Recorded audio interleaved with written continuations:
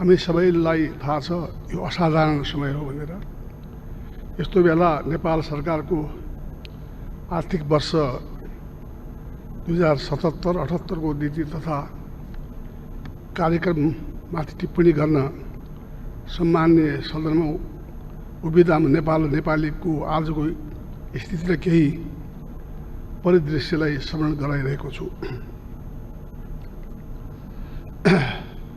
एकातर्फ म कोरोना संक्रमणको जोखिममा जुझेर नेपालभरि अग्रपन्थीमा काम गरिरहेका स्वास्थ्यकर्मी,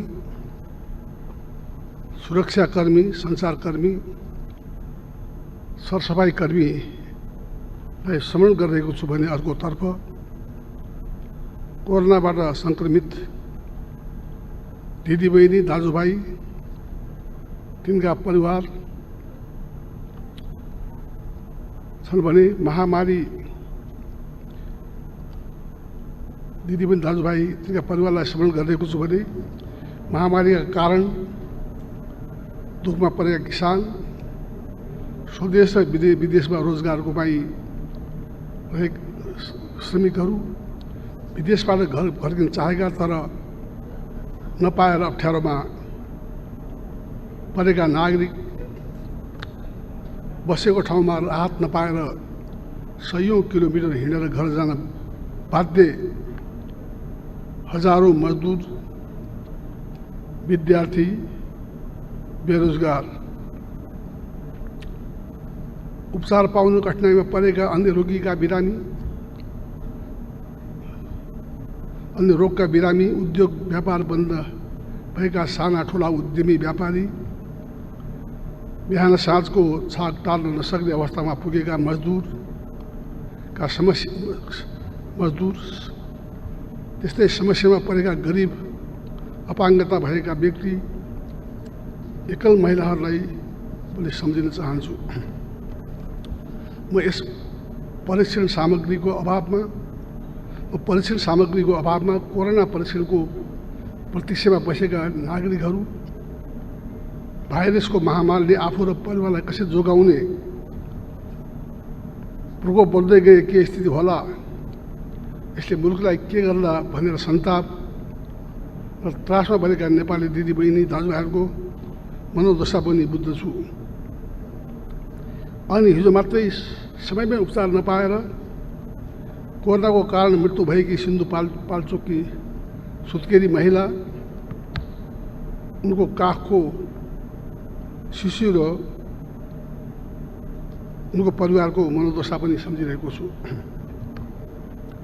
सरकारले यी सबैलाई आफू अभिभावक भएको अनुभूति गराउनु पर्ने समय हो। हाम्रो अपेक्षा थियो सरकारले ल्याउने नीतिले यस्तै विषयलाई सम्बोधन गर्नेछ। सरकारका कार्यक्रमले स्रोत साधनको समुचित व्यवस्था गरी समस्याको उचित समाधान गर्नेछ। तर सरकारको नीति तथा कार्यक्रमले अर्कै सन्देश दिएको छ। पहिलो सन्देश यो सरकारलाई कोभिड-19ले गरेको र गर्न सक्ने क्षतिबारे ज्ञानै छैन। दोस्रो, सरकारलाई जनताको दुःख प्रति कुनै संवेदना छैन। जनताको पीडा बुझ्न सक्ने हृदय छैन। तेस्रो, सरकारसँग यो अप्ठ्यारो बेलामा भविष्यका लागि जनता आश्वस्त हुने कुनै योजना छैन। एक वर्ष नीति तथा कार्यक्रम उद्देश्यबाट बरालिएर बहुवर्षीय योजनाको कोरा कल्पना देखिन्छ। एक वर्षको नीति तथा कार्यक्रममा 10 वर्षको योजना जस्तो देखिन्छ। यो नीति तथा कार्यक्रम जनतामा आशा विश्वास जगाउनु पूर्ण असफल भएको छ। यो सरकार महामारी नियन्त्रण गर्न व्यापक तयारी गर्न पूर्ण रूपले चुकेको छ। नेपालमा पहिलो संक्रमित व्यक्ति 2076 माघ 10 भेटिएको 4 महिना पुग्न लाग्यो। लकडाउन भएको पनि आज 55 दिन पुरा भयो।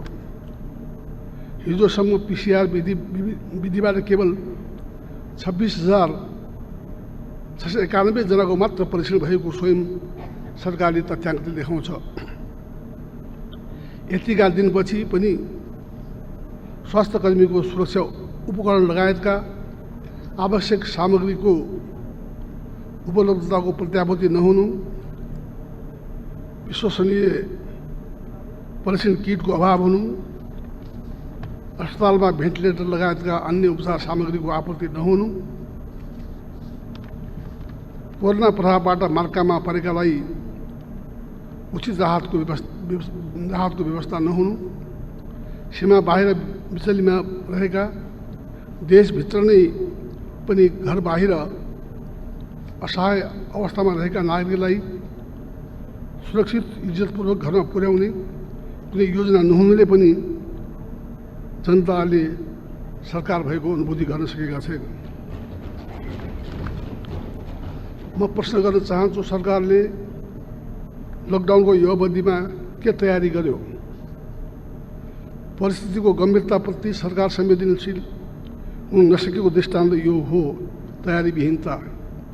विदेशमा लाखौँ नेपाली कोरोनाका कारण समस्यामा परेका छन्। भारतीय सीमा नाकामा हजारौँ नागरिक बिचल्लीमा परेका छन्। तिनले सरकारबाट सुरक्षित रूपमा घर फर्किने वातावरणको सहजीकरण होस् भन्ने अपेक्षा गरेका छन्। तिनका बारेमा नीति कार्यक्रममा ठोस योजनाको अभाव छ। स्वास्थ्य सामग्री तत्काल पर्याप्त उपलब्ध गर्न, PCR परीक्षणको दायरा व्यापक रूपले समुदाय स्तरमा पुर्याउन, विभिन्न क्षेत्रका लागि आवश्यक राहतको व्यवस्थित प्याकेज ल्याउन र विदेशमा अप्ठ्यारो परेका नेपाललाई स्वदेश फर्काएर मापदण्डयुक्त क्वारेन्टाइनमा व्यवस्थित रूपले राखेर परीक्षण पश्चात घर पुर्याउने व्यवस्था मिलाउनु सरकारसँग माग गर्न चाहन्छु।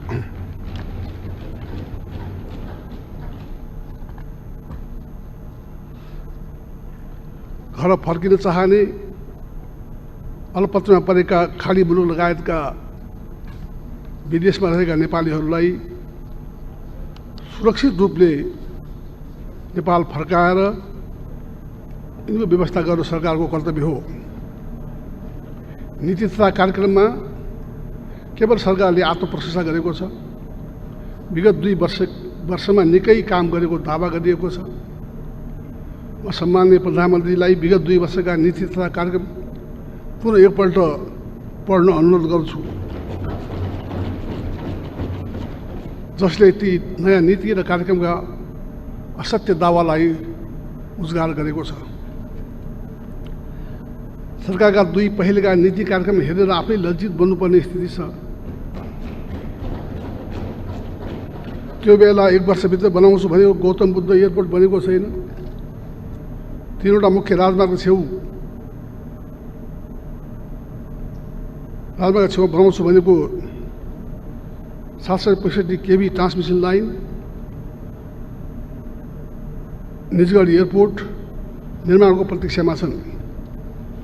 अहिलेका नीति कार्यक्रममा उल्लेख गरिएका 7वटै प्रदेशका प्रमुख सहरमा विद्युतीय बस सेवा सञ्चालन ल्याइने जस्ता केही सपना पूरा नभई बिना कुनै तुष्टिकरण तुहिएका छन्। यी त केही उदाहरण मात्र हुन्। 2 वर्ष पहिलेका नीति कार्यक्रममा उल्लेख गरिएका नै कतिपय योजना र कार्यक्रम अहिले पनि पुनरावृत्ति गरिएका छन्। यसले नीति कार्यको कार्यान्वयन कति फितलो छ भन्ने कुरा देखाएको छ। विकासको गति गजबले अगाडि बढेको दावी गर्ने सरकारलाई न्यून पुँजीगत खर्चको अवस्थाले जिस्काइरहेको छ। राजनीतिक प्रचार सुविधाका लागि जे पनि गर्छु भन्ने जस्तो सस्तो प्रवृत्ति मौलाएको छ। यसले नीति तथा कार्यक्रमका विश्वसनीयता र उच्च गरिमा हराएको छ।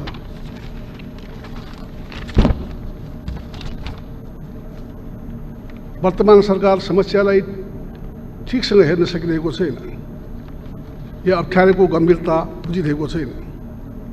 विगत 2 वर्षका कार्यक्रम अहिले पनि दोहोरिएका छन्। अहिले पनि गुरु योजना बनाएर कार्यक्रम ल्याएको थिएन। अहिले फेरि त्यसरी नै दोहोरिएका छन्।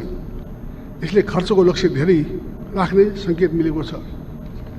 राजस्वको यो वर्षको लक्ष्य समेत नभेटिएको परिप्रेक्ष्यमा पुराना योजना पनि दोहोऱ्याइरहने र महामारीसँग लड्ने नयाँ खर्च पनि छुट्याउने भने यो सबैका लागि स्रोत कहाँबाट आउँछ? यसले निजी क्षेत्रलाई दोहन गर्ने, उनीहरूलाई ब्याङ्कबाट उपलब्ध हुने पुँजी सरकारले आन्तरिक ऋण उठाउने र जथाभावी वैदेशिक ऋण लिने गलत नीतितर्फ जान्छ। नीति तथा कार्यक्रममा सरकारले सुशासन, शान्ति सुरक्षा कायम गरेको, भ्रष्टाचार विरुद्ध कारबाहीलाई तीव्रता दिएको भनिएको छ। बालिका निर्मला पन्तको बलात्कार हत्या भएको 2 वर्ष पुग्दैछ।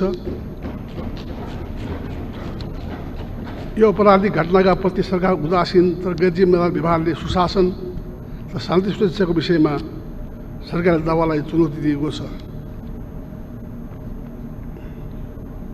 यो त एक प्रतिनिधिमूलक घटना मात्र हो।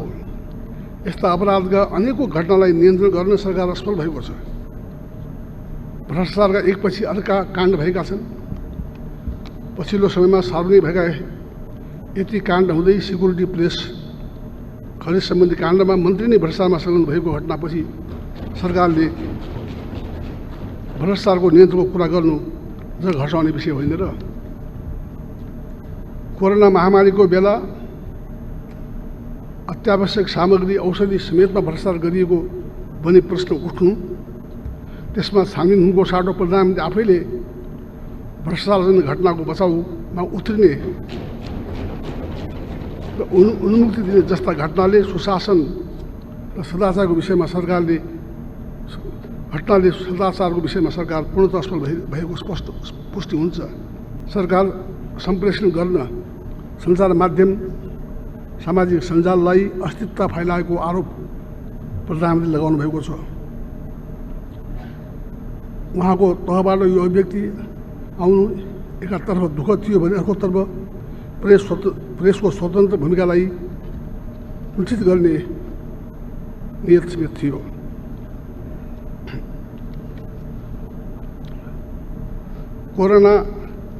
कोरोनाले मुलुकका सबै क्षेत्रलाई अत्यन्त नकारात्मक रूपले प्रभावित गरेको छ। त्यसका अल्पकालीन र दीर्घकालीन प्रभाव रहनेछन्। सरकारको नीति तथा कार्यक्रम समस्या समाधानतर्फ उन्मुख छैनन्। देशभित्र उद्योग धन्दा, निर्माण क्षेत्रमा प्रभाव र विदेशमा बेरोजगारीबाट देश फर्किने ठुलो सङ्ख्या, बेरोजगारीको समस्या भयावह रूपले बढ्ने देखिन्छ। यसलाई संशोधन गर्न सम्बोधन गर्न सरकारसँग इच्छाशक्ति, क्षमता, इमान्दारी र दूरदर्शिताको अभाव छ। सरकारको दावा विपरीत संहिताको कार्यान्वयनमा सरकार उदासीन रहेको छ। प्रदेश सरकारका संविधान प्रदत्त अधिकारको उपयोग गर्न प्रदेश सरकारहरू संविधान प्रदत्त अधिकारको उपयोग गर्न वञ्चित भएका छन्। सङ्घ प्रदेश र स्थानीय तहबीच समन्वय गर्ने संयन्त्रहरू, अन्तर प्रदेश परिषद, अन्तर सरकारी वित्त परिषद जस्ता निष्क्रिय छन्। प्रदेशका राजनीतिक नेतृत्वले सङ्घीय सरकारसँग व्यवस्थित समन्वय नभएको गुनासो गरेका छन्। हस्तकला, कृषिमा आधारित साना उद्योगहरू नकारात्मक रूपमा प्रभावित भएका छन्। आत्मनिर्भर र धेरै ठुलो रोजगारीको माध्यम बनेको कुखुरा पालन, मत्स्य पालन, मह, केरा, तरकारी, फलफुल उत्पादन तथा प्रशोधन गर्न उद्योगमा परेका असर, तिनलाई दिनुपर्ने राहतको उल्लेख छैन। ती उद्योगमा आधारित व्यक्तिले रोजगारी गुमाउने आन्तरिक मन्दीका कारण उद्योग धराशायी भई देशभित्र आर्थिक असमानता थप बढ्ने स्थिति छ। सरकार अहिले पनि उद्योग, रेमिट्यान्स आदि क्षेत्रमा कोरोनाबाट भएको प्रारम्भिक क्षति अनुमान गर्न सकेको छैन। त्यसैले राहत पाउनुपर्ने उद्योगीलाई प्रोत्साहित गर्ने विषय नीति तथा कार्यक्रममा समेटिएको छैन। सरकारसँग निर्यात बढाउने विश्वसनीय नयाँ योजना छैन। सरकारले सञ्चालन गरेका रोजगार योजनाहरूको गुणस्तर, स्रोत परिचालनको तरिकामा गम्भीर प्रश्न उठेको छ। विगतमा सञ्चालन गरिएका प्रधानमन्त्री रोजगार योजनाले देशको सम्पत्तिको दुरुपयोग भएको पनि आम जनता र सञ्चार माध्यममा व्यापक विरोध भइरहेको छ। दिगो पूर्वाधार निर्माणका लागि लिनुपर्ने वैदेशिक ऋणलाई कार्यकर्ता पोस्टे काममा खर्च भइदिएको स्वीकार्य हुन सक्दैन।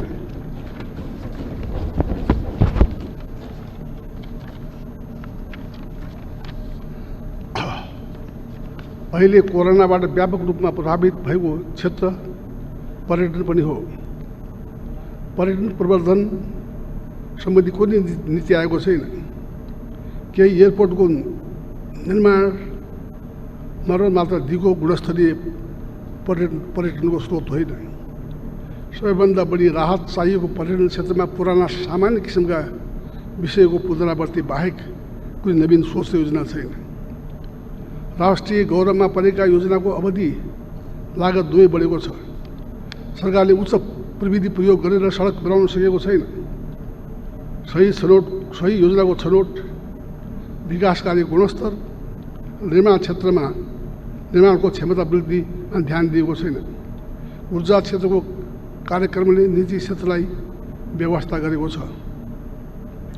कैयौँ योजना महामारीले पीडित छन्, त्यसलाई राहत वा अन्य कुनै व्यवस्था गरेको छैन।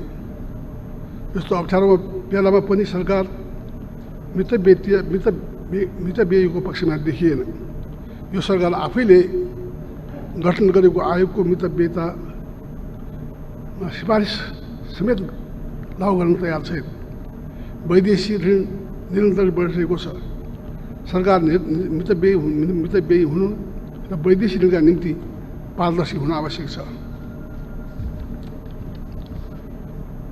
नेपाली भूमि अतिक्रमण, खास गरेर डिम्पिया, धुरा, लिपुलेख, कालापानीबारे नीति कार्यक्रममा उल्लेख भएको विषय सकारात्मक छ, तर यो अपूर्णीय पनि छ। मित्रराष्ट्र भारत, चीन दुवै मुलुकले सन् 2015मा गरेको सहमति अनुरूप नेपाली भूमिमा भारतबाट सडक निर्माण गर्ने कार्य गरेको छ। दुवै छिमेकी मुलुक बीच भएको सहमतिको नेपाली काङ्ग्रेसले तत्कालै विरोध जनाएको र सुशील कोइराला प्रधानमन्त्री हुनुभएको नेपाली काङ्ग्रेसको नेतृत्वको सरकारले प्रोटेस्ट नोट समेत पठाएको म स्मरण गर्न चाहन्छु। नेपाली भूमिमा भएको अतिक्रमण र सडक निर्माण बारे छिमेकी मुलुक मित्र राष्ट्र चीनसँग समेत उच्च स्तरमा सार्थक परिणाममुखी वार्ता गरी समस्याको समाधान गर्नुपर्दछ।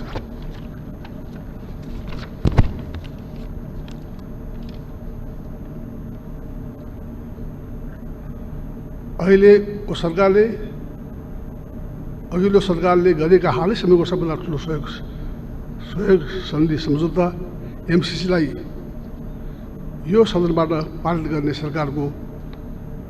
गर्ने बारे सरकारको उदासीनता देखिएको छ। नीति तथा कार्यक्रममा यसलाई समावेश गरेर गैर जिम्मेदारी र जवाबदेहिताका साथ सरकार अग्रसर हुन सकेको छैन। यही सदनमा प्रस्तुत गरेर पारित गर्ने प्रक्रिया अघि बढाउन माग गर्दछु। पूर्ववर्ती सरकारले गरेका निर्णय सम्झौता उल्लङ्घन गर्दै जाने हो भने यस प्रवृत्तिले गलत नजिर स्थापित गर्ने पनि हुन सक्ने पनि चेतावनी दिन चाहन्छु। अन्तमा यो वर्षको नीति तथा कार्यक्रमले मुलुकलाई प्रगतिको बाटोमा लैजाने सृजनशीलता देखाउन सकेको छैन। आवश्यक नीति तथा कार्यक्रमको अभाव छ। पुराना कार्यक्रम दोहोरिएका छन्। राजस्वमा आउने कमीले कुनै प्रभावबारे केही बोलेको छैन।